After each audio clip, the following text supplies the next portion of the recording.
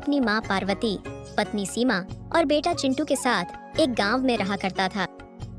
पहले तो रघु के पास काफी जमीन हुआ करती थी और खेती का काम भी अच्छे से चल रहा होता है, पर रघु की माँ बीमार होने के कारण धीरे धीरे उसकी सारी जमीन बिक जाती है और अब रघु के पास खेती करने के लिए जमीन भी कम हो जाती है। उसका परिवार पहले से ही गरीब था, पर अब उसकी हालत और भी खराब होने लगती है। घर की जरूरतों को पूरा करने और माँ का इलाज के लिए रघु ने गांव के सरपंच से पैसे उधार लिए थे। रघु के पास कुछ जमीन बची थी, पर उस पर इतनी फसल नहीं हो पाती थी कि उसके घर का गुजारा चल सके। खेत में जो भी फसल होती थी वो अपने और अपने परिवार के लिए रख लेता था और जो बच जाता था उसे बाजार में बेचकर जो पैसा मिलता उससे वो अपना कर्जा दे देता था। इसके बावजूद रघु को सरपंच के कर्ज को चुकाने में भी बड़ी मुश्किल हो रही थी। एक दिन सरपंच रघु को अपने घर पर बुलाता है और उससे कहता है, अरे रघु, मेरे पैसे कब देगा तू? अब तो बहुत समय हो चुका है। अरे जब भी तुझे पैसों के लिए बोलता हूँ तभी कोई ना कोई बहाना बना देता है। अरे पागल मानता है क्या मुझे? चल अब जल्दी से मेरे पैसे दे, अब बहुत हो चुके तेरे ड्रामे। आपको तो पता है इस समय मेरी कैसी हालत है, और ऊपर से इस बार फसल भी कितनी कम हुई है। मालिक, इस बार घर का गुजारा भी बड़ी मुश्किल से हो पा रहा है। घर में राशन के लिए भी पैसे नहीं है, तो तुम्हें कहां से दूं? अरे मैंने क्या तेरा खेत का और तेरा ठेका ले रखा है? मुझे तो मेरे पैसों से मतलब है बस। कब देगा ये बता। मालिक, अभी तो नहीं है मेरे पास पैसे। जैसे ही अगली फसल बिकती है तभी आपके पैसे देने की कोशिश करता हूँ। कोशिश नहीं, मुझे मेरे पैसे चाहिए, और वो भी जल्द। अरे जब दे नहीं सकते तो लेते क्यों हो? अब सुन मेरी बात, अगर अगली फसल के बाद तूने मेरे पैसे नहीं दिए तो मैं तेरा घर और तेरा बचा हुआ खेत उसे छीन लूंगा। अब तुझे क्या करना है ये तू सोच ले। मालिक, घर में मेरी बीमार माँ है। माँ के इलाज के लिए मेरे पास पैसे नहीं होते, तो आपको कहाँ से दूं पैसे? मालिक, अगर आप हमारा घर छीन लोगे तो हम रहेंगे कहाँ? नहीं मालिक, ऐसा मत करना। मेरा एक छोटा बच्चा और घर में बीमार माँ है। मुझ गरीब पर रहम करो मालिक। अरे मैं कुछ नहीं जानता, बस मुझे मेरे पैसे मिलने चाहिए, वो भी जल्दी। मालिक, आप तो जानते हो इस बार बारिश कितनी ज्यादा हो रही है। फसलें भी खेतों में खड़े खड़े खराब हो रही हैं। कौन खरीदेगा खराब फसलों को? अरे अगर बारिश ज्यादा हो रही है तो इसमें मेरी क्या गलती है? मैं कर भी क्या सकता हूँ इसमें? देख, तू मेरा दिमाग मत खराब कर, बस जल्दी मेरे पैसों का इंतजाम कर। सरपंच की ये सारी बातें सुनकर रघु मायूस होकर वहीं बैठ जाता है और सरपंच की ओर मायूसी भरी आंखों से देखने लगता है। रघु को सरपंच इस तरह अपने सामने बैठा देख उसे बहुत गुस्सा आने लगता है। फिर सरपंच रघु से कहता है, अबे यहाँ क्यों बैठा है? अब जा यहाँ से और जल्दी मेरे पैसों का इंतजाम कर लेना, नहीं तो तेरे लिए अच्छा नहीं होगा। रघु वहाँ से चुपचाप घर के लिए निकल जाता है।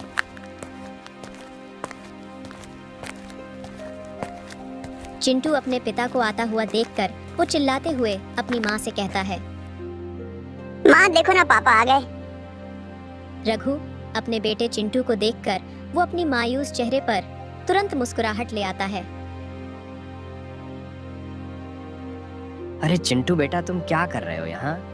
आज तुम अपने दोस्तों के साथ खेलने नहीं गए क्या? बस पापा जा ही रहा था, आपको देखा तो रुक गया। पापा देखो ना, मेरे कपड़े और चप्पल कितने खराब हो गई हैं, और अब तो सर्दियां भी शुरू हो गई हैं। आप इस बार सर्दी से बचने के लिए मेरे लिए अच्छी सी जर्सी और कपड़े ले आना।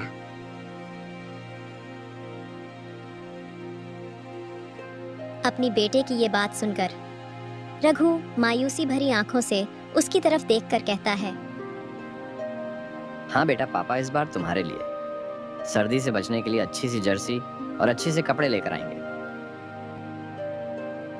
सीमा अपने पति रघु को इस तरह उदास देखकर सब समझ जाती है कि सरपंच ने उनके साथ गलत तरीके से बातें करी हैं, और फिर वो चिंटू को वहां से जाने को कहती है। अरे चिंटू बेटे देखो, तो तुम्हारे पापा थक कर आए हैं तुम जाओ अपने दोस्तों के साथ खेलो, वो कब से तुमको बुला रहे हैं। हाँ माँ, जा रहा हूँ, ठीक है। पापा, आता हूँ थोड़ी देर में। ऐसा कहकर चिंटू वहां से चला जाता है। चिंटू के जाने के बाद सीमा रघु से पूछती है, क्या हुआ जी, क्यों इतना परेशान दिख रहे हो। कुछ नहीं सीमा, बस अभी अभी सरपंच के पास से ही आ रहा हूँ। हाँ, आपको परेशान देखकर मैं समझ गई थी। क्या कहा जी उसने। क्या कहेगा, वो पैसों के लिए ही बोला उसने। बस अपने पैसे मांग रहा था और मेरे पास अभी नहीं है देने के लिए। और उसने ऐसा क्या बोला जो तुम इतना परेशान दिख रहे हो। अगर इस बार मैंने उसके पैसे नहीं दिए तो वो मेरा खेत और मेरा ये घर सब छीन लेगा। और अब सर्दियां भी शुरू हो चुकी हैं। यदि पैसों का जल्दी इंतजाम नहीं हुआ तो वो बिल्कुल भी रहम नहीं करेगा। और हम कहाँ जाएंगे ऐसी भरी सर्दी में, कुछ भी समझ नहीं आ रहा सीमा। अब मैं क्या करूं? आप चिंता मत करो जी, भगवान सब ठीक करेगा। हमने कभी किसी का बुरा नहीं करा तो भगवान ऐसा कैसे कर सकता है हमारे साथ। बस आप ऊपर वाले पर विश्वास रखो, देखना कोई ना कोई हल ऊपर वाला निकल ही देगा। रघु की माँ अंदर चारपाई पर लेटे लेटे दोनों की बातें सुन रही थीं। वो रघु को आवाज देकर अपने पास बुलाती है। रघु बेटा, ओ रघु बेटा, जरा यहाँ तो आ मेरे पास।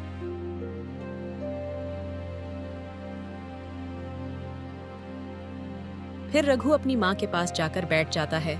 तब रघु की माँ बड़ी प्यार से कहती है, बेटा तू मेरी चिंता मत कर, मेरा तो समय खत्म हो चुका है अब। बस मैं तो 1-2 दिन की मेहमान हूं तेरे पास, और कब भगवान का बुलावा आ जाए वो तो भगवान को ही पता है। पर मुझे लगता है अब मेरे पास ज्यादा समय नहीं बचा है। अरे माँ, ऐसा क्यों बोल रही है तू? अभी मैं हूं ना, तू क्यों चिंता करती है? मैं तेरा अच्छे डॉक्टर से इलाज कराऊंगा, बस ऐसा मत बोल तू। ना बेटा, तू मेरे ऊपर अब पैसे बर्बाद मत कर। बस अब तू अपना कर्ज उतारने की कोशिश कर, और ये घर की जमीन बचा उस सरपंच से। वो बहुत ही बेरहम है। अगर ये भी तेरे हाथ से चला जाएगा तो तुम लोगों इस भरी सर्दी में कहाँ जाओगे? रघु चुपचाप अपनी माँ की सारी बातें सुन रहा था। तभी वो कहता है, माँ तू ज्यादा बातें मत कर, अब नहीं तो तेरी तबीयत खराब हो जाएगी। और अब आराम कर, किसी चीज की जरूरत हो तो बुला लेना मुझे।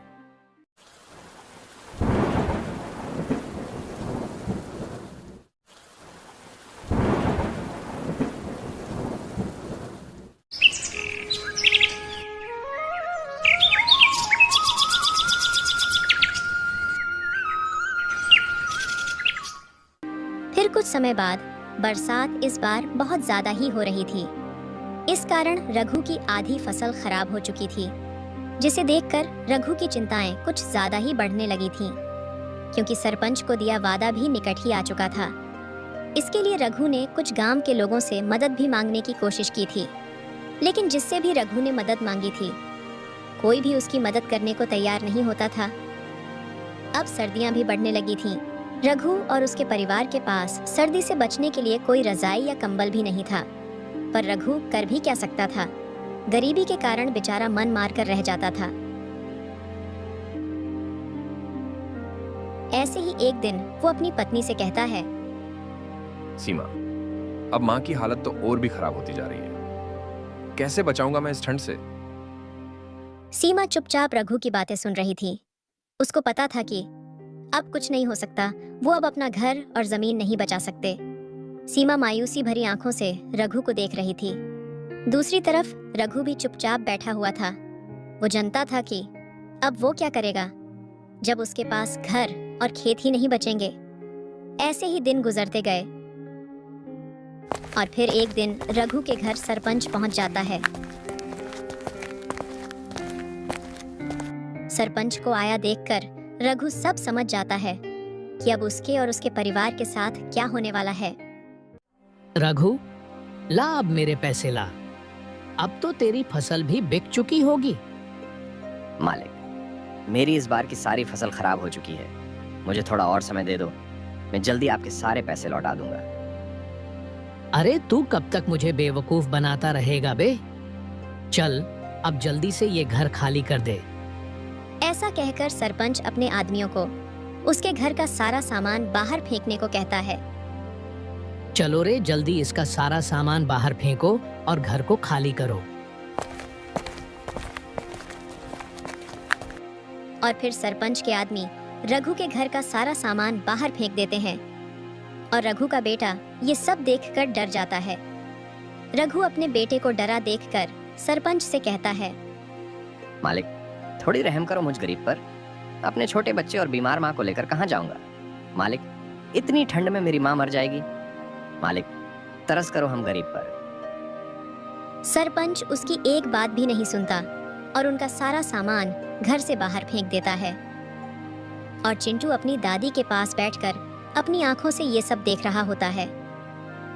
रघु सबको लेकर घर के बाहर ही बैठ जाता है।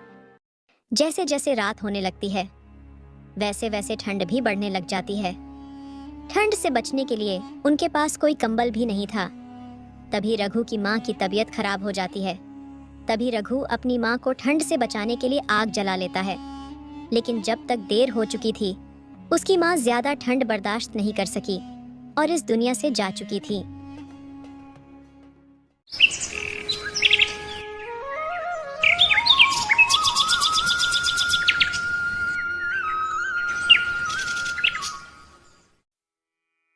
रघु की आंखों के सामने उसकी माँ दम तोड़ चुकी थी और वो कुछ भी नहीं कर सका।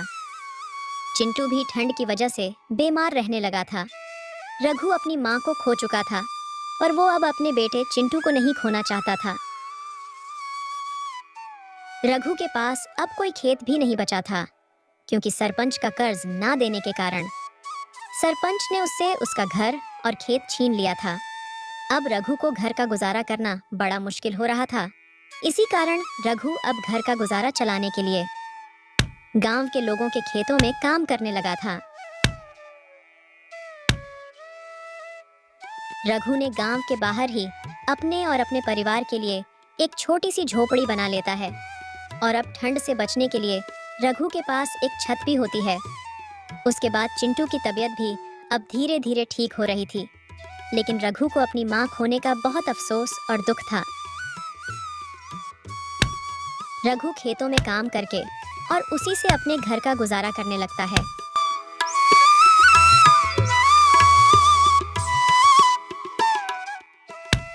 कुछ समय बाद रघु अपना एक खेत खरीद लेता है, जिससे रघु और उसका परिवार एक अच्छा जीवन जीने लगते हैं।